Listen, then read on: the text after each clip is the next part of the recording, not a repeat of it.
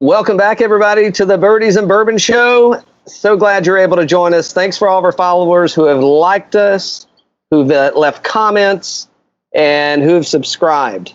If you haven't done it yet, it is not too late. Feel free to do so. Dan, hey, you know what? I'm still excited. We've still got live golf on. It's going to be equally as good to have live golf. But man, do we have some decisions to make this week? Oh my goodness, yes we do. I was going through this today and just preparing for this, and definitely the field, you can feel how much weaker it is this week because everybody's expensive as hell, man. It's like, hold on, wait a minute. I just got you last week for $6,300. How did you just turn into an over $8,000 player? Norlander. Don't get I think I played him every week since the return. Dude, I wanted to buy him at after Hilton Head. I said, I'll take him at whatever he was. He was, hey, not very much, I can tell you that. Like $1,600 or something like that. Yeah. It's crazy. Hey, hold on. So this week, we're leaving Dublin, Ohio. Yep. Leaving Jack's place. Yep. What a great win by the Spaniard, John Rahm. He has dethroned the Irishman. What a storyline. And can't wait to see some of the memes we're going to get off that one. But we're heading north. We're going to the Twin Cities, TPC Twin Cities in Minnesota. It's a par 71, just over 7,100 yards. Once again, we're on bent grass greens. Everything should be blazing fast. Our 2019 winner, we don't say this name much. Well, let me. There was a chance. There was, from a marketing perspective, people wanted us to say it a lot more. TaylorMade has got to be smiling. There's somebody whoever made that decision for the drive for charity, they're going like, yep. See, told you. They're talking about Matt Wolff. Here you go. So Matt Wolff, 21 under a year ago.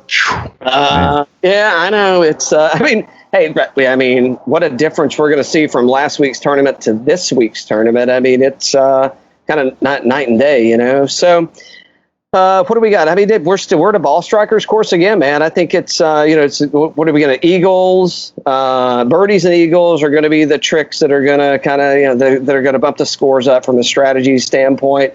It is all ball striking all the way down. The bad news is most of our ball strikers aren't in the lineup this week. So we're going to get educated on some golfers that we may not typically watch or use so much, man.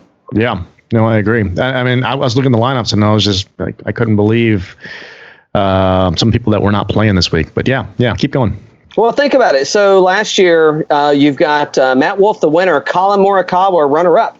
So, I guess you can argue if Matt Wolff's a ball striker if he can make the cut.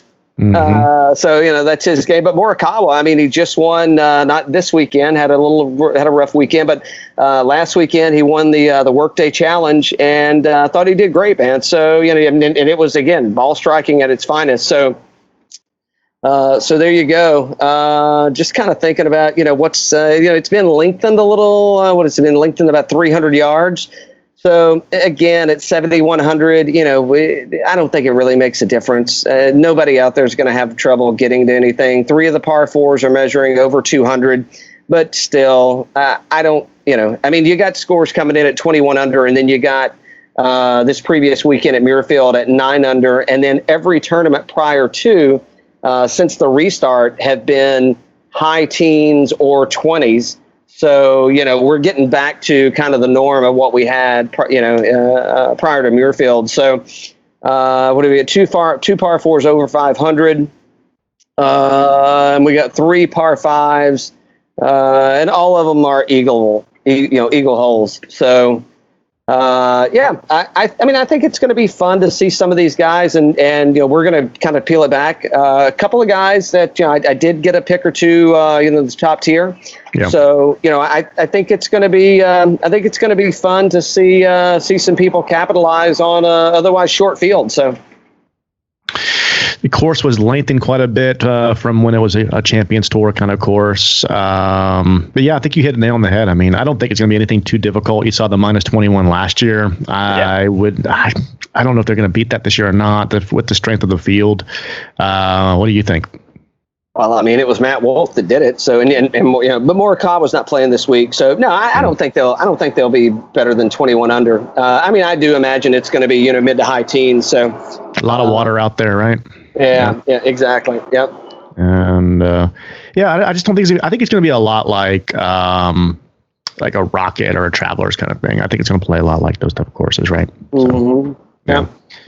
So I mean, I'm excited about it. I'd love to see Matt. I mean, we talked about him a little bit on some of the previous pods, but last week he didn't play that well. But a couple weeks ago he was right there in contention at Rocket, and then if we look at.